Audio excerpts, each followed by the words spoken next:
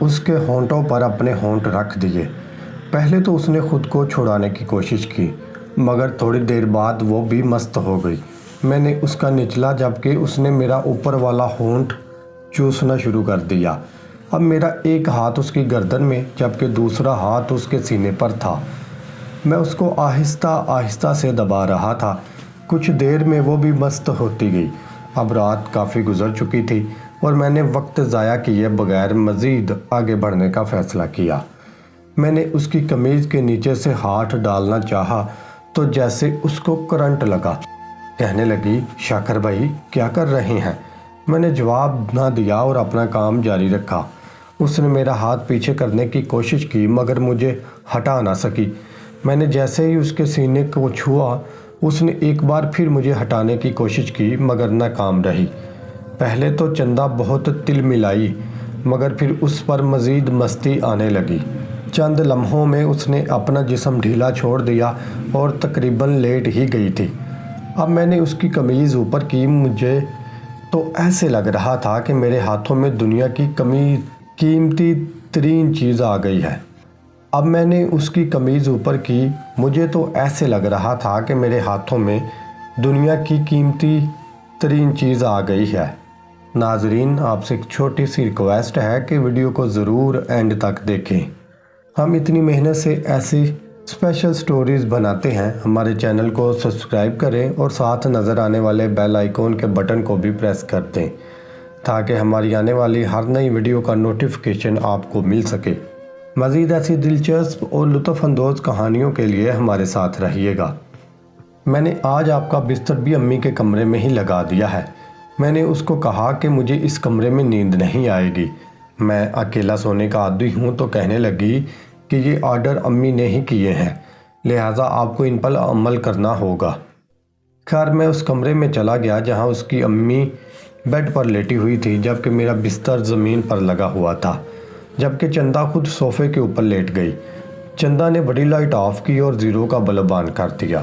تھوڑی دیر تک ہم لوگ باتیں کرتے رہے، پھر چندہ سو گئی جبکہ میں ابھی تک جاگ رہا تھا اور جانے کن سوچوں میں مگن تھا۔ رات کو کسی پہر میری بھی آنکھ لگ گئی اور میں بھی نیند کی وادیوں میں پہنچ گیا۔ ابھی آنکھ لگی تھوڑی دیر ہی ہوئی ہوگی کہ رضوان کی امی کے خراٹوں کی وجہ سے میں بھی جاگ گیا۔ پھر میں اٹھ کر بیٹھ گیا۔ اچانک میری نظر چندہ کی طرف پڑی جو سیدھی لیٹی ہوئی تھی اور اس کے سینے پر کوئی کپڑا نہیں تھا۔ اس کو اس حالت میں دیکھ کر میرا دل مچلنے لگا، لیکن میں یہ سوچ کر چپ ہو گیا کہ کہیں کام خراب نہ ہو جائے۔ یہی باتیں سوچتے سوچتے رات کے 3 بج گئے جب چندہ اٹھ گئی۔ اس نے مجھے جاگتے ہوئے دیکھا تو فوری طور پر اپنے کپڑے سے اپنے سینے کو ڈھانپ لیا اور کہنے لگی کہ شاکر بھائی ابھی تک جاگ رہے ہیں؟ میں نے جواب دیا کہ مجھے نیند نہیں آ رہی۔ وہ اٹھ کر باتھ روم چلی گئی۔ واپس آئی تو کہنے لگی کہ آپ ٹی وی لگا لیتے۔ میں نے کہا کہ میں اس لیے نہیں لگایا کہ آپ لوگ ڈسٹرب نہ ہوں، تو کہنے لگی کہ نہیں، آپ ٹی وی لاؤنج میں جا کر ٹی وی لگا لیں، چاہے تو کوئی فلم لگا لیں۔ میں نے پھر انکار کیا مگر اب کہنے لگی کہ چلے میں آپ کو ٹی وی لگا دیتی ہوں۔ میں بھی اس کے پیچھے ٹی وی لاؤنج میں چلا گیا جہاں اس نے ٹی وی لگا کر ریموٹ میرے ہاتھ میں پکڑا دیا اور کہنے لگی کہ جو بھی چینل دیکھنا ہے لگا لیں۔ میں نے ریموٹ پکڑ لیا اور اس سے کہا کہ ایک گلاس پانی لانے، تو ایک دم میرے ذہن میں ایک خیال آیا۔ میں نے اپنے ہاتھ کی ہتھیلی دیکھنا شروع کر دی۔ وہ پانی لے کر آئی تو مجھے دیکھ کر کہنے لگی، کیا دیکھ رہے ہیں؟ میں نے کہا کہ دیکھ رہا ہوں کہ قسمت میں کیا لکھا ہے۔ یہ سن کر وہ مجھ سے پوچھنے لگی کہ کیا آپ ہاتھ دیکھ لیتی ہیں؟ میں نے اس سے کہا کہ بس تھوڑا بہت گزارا کر لیتا ہوں۔ یہ سن کر وہ کہنے لگی کہ میرا بھی ہاتھ دیکھیں۔ میں نے انکار کیا تو ضد کرنے لگی۔ آخر تنگ آ کر میں نے اس سے کہا کہ لاؤ میں دیکھتا ہوں، لیکن مجھے اس بارے میں زیادہ علم نہیں ہے۔ تو وہ فوری طور پر میرے پاس صوفے پر آ کر بیٹھ گئی۔ اس کا بدن میرے بدن کے ساتھ ٹچ ہو رہا تھا جس سے میرے اندر عجیب سی ہلچل مچ گئی۔ اس نے اپنا ہاتھ میرے آگے کر دیا۔ میں نے اس کا ہاتھ اس انداز سے پکڑا کہ وہ تھوڑا سا شرما سی گئی۔ اس کا نرم و ملائم ہاتھ پکڑ کر میں بہکنے لگا۔ میں کچھ دیر اس کا ہاتھ دیکھتا رہا مگر بولا کچھ نہیں، اور پھر اس کا ہاتھ چھوڑ دیا تو مجھ سے پوچھنے لگی کہ میری قسمت میں کیا ہے۔ میں پھر خاموش رہا تو اس نے پھر سوال کر ڈالا میں نے اس سے کہا کہ مجھے تمہارے ہاتھ کی سمجھ نہیں آئی، تو کہنے لگی آپ جان بوجھ کر نہیں بتا رہے، پلیز بتائیں نا۔ میں نے پھر ٹالا مگر وہ پھر ضد کرنے لگی۔ میں نے کہا کہ جو مجھے سمجھ آئی ہے وہ میں تم سے نہیں کہہ سکتا۔ تو کہنے لگی کیوں نہیں کہہ سکتے؟ میں نے کہا کہ بات ہی کچھ ایسی ہے۔ تو کہنے لگی کہ آپ کہہ دیں۔ اب میں نے اپنا کارڈ پھینکنے کا فیصلہ کیا۔ میں نے اس سے کہا کہ وہ کسی لڑکے کو پسند کرتی ہے۔ یہ سن کر وہ خاموش ہو گئی۔ میں نے پھر سے اپنا سوال دہرایا تو اس نے ہاں میں سر ہلا دیا۔ میں نے اس سے کہا کہ یہ کھیل کتنی دیر سے چل رہا ہے اور کیسے شروع ہوا؟ تو جھجک گئی۔ میں نے اس سے کہا کہ یہ بات راز ہی رہے گی، تم بتاؤ۔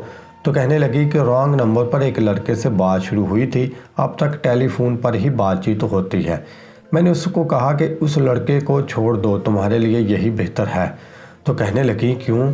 تو میں نے کہا کہ یہ میں نہیں جانتا مگر تمہارے لیے یہی بہتر ہے۔ تو مزید کہنے لگی میرے ہاتھوں کی لکیریں اور کیا کہتی ہیں۔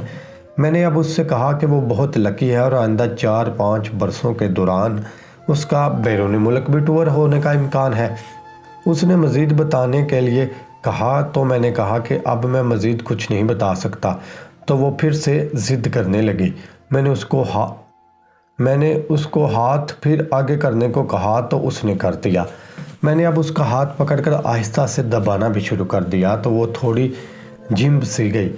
میں نے اب اس سے کہا کہ وہ بہت دلکش ہے اور اس کی شادی سے پہلے اس کی جسمانی حسن میں مزید اضافہ ہوگا۔ میری نظر اس کے ہاتھ کی طرف تھی اور میں چور آنکھوں سے اس کی طرف بھی دیکھ رہا تھا۔ وہ یہ بات سن کر شرما سی گئی اور اس نے اپنا ہاتھ کھینچنے کی کوشش بھی کی مگر میں نے اس کا ہاتھ نہیں چھوڑا اور اس کو مزید دبانا شروع کر دیا۔ وہ خاموشی سے نگاہیں نیچے کیے ہوئے بیٹھی تھی۔ میں نے اس کا چہرہ پکڑ کر اوپر کیا تو وہ جیسے سکڑ گئی ہو۔ اب لوہا گرم ہو چکا تھا اور میری طرف سے چوٹ لگانے کا وقت آ گیا تھا۔ میں نے اس کو پھر سے اس کی ٹھوڑی سے پکڑا اور اس کا چہرہ اوپر کیا اور کہا کہ چندا ایک بات کہوں؟ تو وہ کچھ بھی نہ بولی اور سر ہاں میں ہلا دیا۔ میں نے اس سے کہا کہ چندا تم بہت خوبصورت ہو۔ تو وہ مزید شرما گئی۔ شرم سے اس کا چہرہ سرخ اور کان گرم ہو رہے تھے۔ وہ تھوڑا پیچھے ہٹنے لگی مگر میں نے ہاتھ کھینچ کر اس کو مزید اپنے قریب کر لیا اور اس کے چہرے کو پکڑ کر اس کے ہونٹوں پر بوسہ کر دیا، جس پر کہنے لگی شاکر بھائی کیا کر رہے ہیں، امی اٹھ جائے گی۔ میں نے کوئی جواب نہ دیا اور پھر اس کے ہونٹوں پر اپنے ہونٹ رکھ دیے۔ پہلے تو اس نے خود کو چھڑانے کی بہت کوشش کی مگر تھوڑی دیر بعد وہ بھی مست ہو گئی۔ میں نے اس کا نچلا ہونٹ جبکہ اس نے میرا اوپر والا ہونٹ چوسنا شروع کر دیا۔ اب میرا ایک ہاتھ اس کی گردن میں جبکہ دوسرا ہاتھ اس کے سینے پر تھا۔ میں اس کو آہستہ آہستہ سے دبا رہا تھا۔ کچھ دیر میں وہ بھی مست ہوتی گئی۔ اب رات کافی گزر چکی تھی اور میں نے وقت ضائع کیے بغیر مزید آگے بڑھنے کا فیصلہ کیا۔ میں نے اس کی قمیض کے نیچے سے ہاتھ ڈالنا چاہا تو جیسے اس کو کرنٹ لگا ہو۔ کہنے لگی شاکر بھائی کیا کر رہے ہو؟ میں نے جواب نہ دیا اور اپنا کام جاری رکھا۔ اس نے میرا ہاتھ پیچھے کرنے کی کوشش کی مگر مجھے ہٹا نہ سکی۔ میں نے جیسے ہی اس کے سینے کو چھوا اس نے ایک بار پھر مجھے ہٹانے کی کوشش کی مگر ناکام رہی۔ پہلے تو چندا بہت تل ملائی مگر پھر اس پر مزید مستی آنے لگی۔ چند لمحوں میں اس نے اپنا جسم ڈھیلا چھوڑ دیا اور تقریباً لیٹ ہی گئی تھی۔ اب میں نے اس کی قمیض اوپر کی تو مجھے ایسے لگ رہا تھا کہ میرے ہاتھوں میں دنیا کی قیمتی ترین چیز آ گئی ہے۔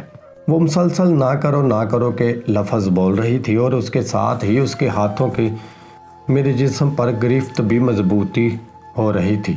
پھر میں نے اس کو اٹھا کر بٹھایا اور اس کی قمیض اتارنے لگا تو اچانک معلوم نہیں اس کے ذہن میں کیا آیا، اس نے مجھے خود کو چھڑایا اور کھڑی ہو گئی۔ میں نے اس کو پکڑنے کی کوشش کی تو وہ مزید پیچھے ہو کر کہنے لگی شاکر بھائی یہ سب ٹھیک نہیں ہے۔ یہ کہہ کر وہ ٹی وی لاؤنج سے نکل گئی اور کمرے میں جا کر لیٹ گئی۔ میں اس کے پیچھے کمرے میں گیا تو وہ چادر منہ پر لیے لیٹ چکی تھی۔ میں نے اس کو 2 بار چندا چندا کہہ کر پکارا مگر اس نے کوئی جواب نہ دیا۔ میں نے اب اس کو مزید آواز نہ دینے کا سوچا اور خود ٹی وی لاؤنج میں آ گیا۔ ٹی وی پر کیا چل رہا تھا مجھے معلوم نہیں مگر میں یہ سوچ رہا تھا کہ کہیں چندا نے صبح اپنی امی کو سب کچھ بتا دیا تو بہت شرمندگی ہوگی۔ خیر انہی سوچوں میں صبح ہو گئی۔ 8 بجے کے قریب چندا کی امی بھی اٹھ گئی تو چندا نے آواز دی کہ ناشتہ لگ گیا ہے، آ کر لے۔ میں کمرے میں گیا تو چندہ کی امی کہنے لگی بیٹا تمہاری آنکھیں سرخ ہو رہی ہیں، کیا رات کو سوئے نہیں تھے؟ تو میں نے کہا آنٹی نیند نہیں آئی اس لیے ساری رات ٹی وی دیکھتا رہا ہوں۔